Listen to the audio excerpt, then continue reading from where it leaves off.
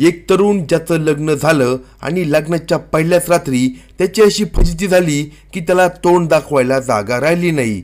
आज अशा एका धक्कादायक घटनेबद्दल तुम्हाला माहिती सांगणार आहे, जी ऐकून तुमच्या पायाखालची जमीन सरकेल। सध्या लग्नाचा सीझन जोरात सुरू आहे, सगळीकडे मंगलमय वातावरण आहे। लग्न हा सुखद अनुभव, पण काही जणांसाठी तो इतका कडू अनुभव होऊ शकतो की आयुष्यभर त्याला वाईट वाटेल। असंच घडलं एका तरुणाच्या बाबतीत। एक तरुण ज्याला लग्नासाठी मुली मिळत नव्हत्या, खूप प्रयत्नांनी एक मुलगी मिळाली, लग्न झालं। लग्नाच्या पहिल्याच रात्री एक असा प्रसंग, एक अशी घटना त्याच्याबरोबर घडली की त्यामुळे नवरदेवाची प्रचंड फजिती झाली। ही घटना दुसऱ्या दिवशी सकाळी पूर्ण गावात पसरली, गावातून पूर्ण तालुक्यात पसरली आणि आता पूर्ण महाराष्ट्रभर या घटनेची चर्चा सुरू आहे। ही घटना ऐकून काही अविवाहित तरुण असं म्हणतात की आम्हाला लग्नच नको। ही घटना खूप धक्कादायक आहे। आजकाल मुली मिळणं खूप अवघड झालंय, हे तुम्हाला माहीतच आहे। मुलींची डिमांड इतकी वाढली की तरुणांना लग्नासाठी मुली शोधताना नाकी नऊ येतात। चांगली नोकरी, चांगला धंदा, सगळं काही असूनही मुली मिळत नाही। पण याच परिस्थितीचा फायदा अनेक लोक घेतात आणि अशा धक्कादायक कृत्यांना बळी पडतात। असाच एक नवरदेव, त्याने लग्नासाठी खूप कष्ट घेतलं, खूप स्वप्न पाहिली, पण त्याच्या पहिल्या रात्री त्याची अशी फजिती झाली की तो आता तोंड लपून फिरत आहे। त्या रात्री घडलेली घटना पूर्ण राज्यभर पसरली, पूर्ण देशभरात त्यावर चर्चा सुरू आहे। तर मग नेमकं ती काय घटना घडली या व्हिडिओमध्ये जाणून घेऊ। नवरदेवाचं पुढं काय झालं हे सगळं आपण जाणून घेणार आहोत। विवाह किंवा लग्न ही प्रत्येकाच्या आयुष्यातलं एक सुंदर स्वप्न असतं। आजकाल हे स्वप्न पूर्ण करणं किती अवघड झालंय याची कल्पनाही कुणी करू शकणार नाही। चांगली नोकरी, लाखो रुपयांची कमाई, मोठं घर, गाडी, सगळं काही असणं, पण एकच गोष्ट मिळत नाही, ती म्हणजे योग्य जोडीदार। विशेषतः ग्रामीण भागात जिथे मुलींची संख्या कमी असते, तिथे तर ही समस्या आणखीनच गंभीर बनते। अनेक तरुण वर्षानुवर्ष मुलींच्या शोधात फिरतात। काहींचं वय तर 30 पार होतं, काहींचं 40 पार होतं, तरीही लग्न जमत नाही। याच परिस्थितीचा फायदा घेत काही टोळ्या अशा मुलांना आपल्या जाळ्यात अडकवतात। त्यापैकीच अशी एक घटना घडली एका तरुणाच्या बाबतीत। हा तरुण अशाने आपण म्हणतोय की ज्याचं लग्न झालं नव्हतं, पण त्याचं वय 42 वर्ष होतं। महाराष्ट्रातील सिंधुदुर्ग जिल्ह्यातील कुडाळ येथे राहणारा एक तरुण, त्याला गावात अगदी सन्मानाने ओळखलं जायचं। त्याच्याकडे चांगली नोकरी होती, बँकेत भरपूर पैसे होते, पण त्याच्या आयुष्यात एकच कमतरता होती, ती म्हणजे त्याचं लग्न झालं नव्हतं। वय वाढत गेलं, 30 झालं, 35 झालं, 42व्या वर्षापर्यंत लग्न झालं नव्हतं। अनेक स्थळं त्यांनी पाहिली, गावागावात विचारणा केली, पण काही केल्या त्याला मुली मिळेना। एक दिवस त्याची ओळख कैलास नावाच्या एका व्यक्तीशी झाली। कैलासने त्याला मोठा दिलासा दिला, काळजी करू नको, मी तुला एक सुंदर आणि सुशील मुलगी शोधून देतो। कैलासने काही मुलींचे फोटो त्याला दाखवले आणि त्यापैकी त्या नवरदेवाने एका मुलीचा फोटो पाहिला आणि त्याला ती खूप आवडली। त्या मुलीचं नाव रुपाली होतं। आता या नवरदेवाचं मन आनंदाने भरून गेलं। त्याला वाटलं की आता त्याचं आयुष्य बदलणार आहे। रुपाली ही मुलगी त्याला खूप आवडली। ती सुंदर होती, बोलण्यात गोड होती आणि सर्वात महत्त्वाचं म्हणजे ती लग्नासाठी तयार होती। पण कैलासने एक अट घातली। तो म्हणाला, लग्नासाठी थोडी तयारी करावी लागेल। रुपालीला साड्या, दागिने आणि इतर सामानासाठी काही पैसे द्यावे लागतील, त्यासाठी 3 लाख रुपये लागतील। नवरदेवाला रुपाली इतकी आवडली होती की त्याने क्षणाचाही विलंब न करता 1 लाख रुपये कैलासला दिले। त्याने स्वतःही लग्नासाठी थाटामाटात तयारी केली, मंडप लावला, गावातील सगळ्या पाहुण्यांना बोलवलं, सजावट केली आणि 25 फेब्रुवारीला त्याचं आणि रुपालीचं लग्न मोठ्या थाटात पार पडलं। गावात एकच जल्लोष झाला। नवरदेवाच्या घरात आनंदाचं वातावरण होतं, सगळं काही स्वप्नवत वाटत होतं। संध्याकाळी पहिली रात्रीची वेळ आली, इथे सगळं उलटं झालं। रुपालीने नवरदेवाला सांगितलं, मला आज थोडं बरं वाटत नाही, माझं डोकं दुखतंय, मी दुसऱ्या खोलीत झोपते, उद्या आपण सगळं करू. नवरदेवाने तिच्या तब्येतीची काळजी घेत तिचं म्हणणं मान्य केलं.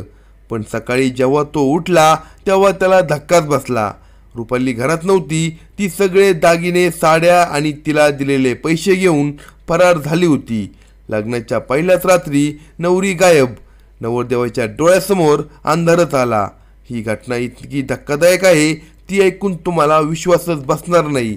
लग्नाच्या पहिल्या रात्रीच नवरी फरार. नवरदेव आणि त्यांच्या कुटुंबाला काय झालं असेल याची कल्पनाच करता येत नाही. त्यांनी तात्काळ कुडाळ पोलीस स्टेशन गाठलं. रुपाली विरुद्ध तक्रार दाखल केली. पोलिसांनी तपास सुरू केला. त्यांनी रुपालीचा मोबाईल नंबर ट्रेस केला. त्यांना ती एका माधुरी नावाच्या महिलेच्या घरी सापडली. पण इथे एक धक्कादायक खुलासा झाला. रुपाली ज्या माधुरीच्या घरी होती त्या दोघी एका 7 तरुणाच्या टोळीचा भाग होता. ही टोळी अशा तरुणांना टार्गेट करायची, अशा तरुणांना फसवायची की ज्यांना लग्नासाठी मुली मिळत नव्हत्या. ते सुंदर मुलींचे फोटो दाखवायचे, लग्न लावायचे आणि मग पैसे दागिने घेऊन फरार व्हायचे. पोलिसांनी अहिल्यानगर, श्रीरामपूर, पंढरपूर आणि सातारा येथून या टोळीतील 7 जणांना अटक केली. चौकशीत समजलं की या टोळींनी अनेक तरुणांना चुना लावला होता. ही घटना फक्त त्या जिल्ह्यापुरती, त्या गावापुरती मर्यादित नाही तर संपूर्ण महाराष्ट्रात अशा घटना घडत आहे. आता अशा धक्कादायक घटनांमुळे लग्नासारख्या पवित्र गोष्टीवरून विश्वास उडू शकतो. बरेच तरुण आता असं म्हणत आहे की आम्हाला लग्नच नको. तर तुम्ही अशा फसवणुकीपासून वाचवण्यासाठी नेमकं तुम्ही काय केलं पाहिजे, कशा पद्धतीने जागरूक राहिलं पाहिजे? कारण की या घटना फक्त सिंधुदुर्गच नाही तर प्रत्येक जिल्ह्यामध्ये, प्रत्येक जिल्ह्यातील तालुक्यामध्ये, गावागावामध्ये घडत आहे. असंख्य एजंट आता सक्रिय झाले आहे. या एजंटच्या असंख्य टोळ्या आहे. सुंदर मुली त्या ठिकाणी गोळा केल्या जातात. सुंदर मुलींचे फोटो दाखवले जातात. त्यांना पोरं अशी शोधले जातात की ज्यांना बऱ्याच दिवसापासून मुलगी मिळत नाही. मग अशा यांना जाळ्यात फसवलं जातं. त्यांना आधी विश्वासात घेतलं जातं. मुलींची त्यांची गाठ घालून दिली जाते.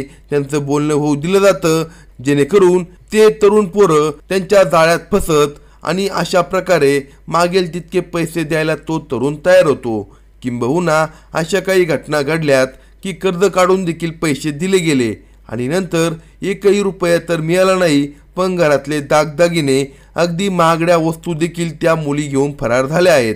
आता पहा, कोणत्याही मुलीचे स्थळ आले तर स्थळ पाहताना तिचं कुटुंब कसं आहे, ती कोणत्या गावातून आहे किंवा ज्यांनी कोणी ते स्थळ दाखवलं तो मध्यस्थी कसा आहे याची संपूर्ण माहिती घ्या. शक्यतो नात्यातीलच मध्यस्थी असावा अशी त्या ठिकाणी आग्रही धरा. आणि विश्वासार्ह माहिती म्हणजे आता काय होतं, बऱ्याच वेळा नातेवाईकातील मुली मिळत नाही पण बाहेरच्या थर्ड पार्टी एजंटकडून मुली सुचवल्या जातात. तर मग त्याची त्या ठिकाणी व्यवस्थित घ्या आणि किती जणांचे लग्न लावून दिले आणि ते किती सक्सेस ठरले नक्की चेक करा. बाहेरच्या व्यक्तीकडून माहिती मिळवा. दुसरी टीप, पैशाची मागणी सावधपणे हाताळा. आता बघा, लग्न होत असताना, लग्न झाल्यानंतर किंवा लगेच म्हणजे लग्न झाल्यानंतर महिनाभरात किंवा बऱ्याच वेळी फसवणूक व्हायला 15 दिवस लागतात. महिना देखील होऊ शकतो. त्यामुळे नवीन काळामध्ये कुठल्याही पैशाचा व्यवहार करू नका. लग्नासाठी मोठ्या रकमेची कुणी मागणी जर करत असेल तर ती रक्कम देण्याआधी कायदेशीर कागदपत्र तयार करा. आता जर तुम्हाला वाटत असेल की पैसे द्यायचे आहे तर एक बॉन्ड पेपरवर त्या ठिकाणी प्रॉपर कागदपत्र तयार करा. विवाह सारे म्हणजे ते मध्यस्थी आहेत, त्या मध्यस्थीमार्फत व्यवहार करा.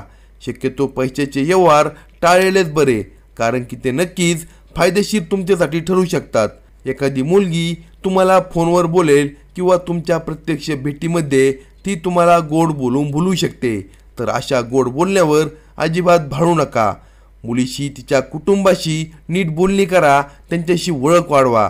त्यांच्याशी चर्चा करा. त्यांच्याबरोबर वेळोवेळी भेटा. जेणेकरून तुम्हाला पहिल्या भेटीत नाही, दुसऱ्या नाही, तिसऱ्या नाही, चौथ्या नाही, अशा नवनवीन भेटीमध्ये नवनवीन गोष्टी तुमच्या समोर येतील. आणि त्यांनी जर नकार दिला भेटण्यासाठी वेळोवेळी तर समजून जा काहीतरी प्रॉब्लेम आहे. पुढची टीप, पोलिसांची मदत घ्या. जर तुम्हाला काही संशयास्पद वाटलं तर तात्काळ स्थानिक पोलिसांशी संपर्क साधा. अशाच नवनवीन क्राईम स्टोरीसाठी कलम 302 या मराठी चॅनलला सबस्क्राईब करा। तुमच्या एरियामध्ये अशा प्रकारचे काही घडले आहे का? नक्कीच कमेंटमध्ये तुमचं मत सांगा।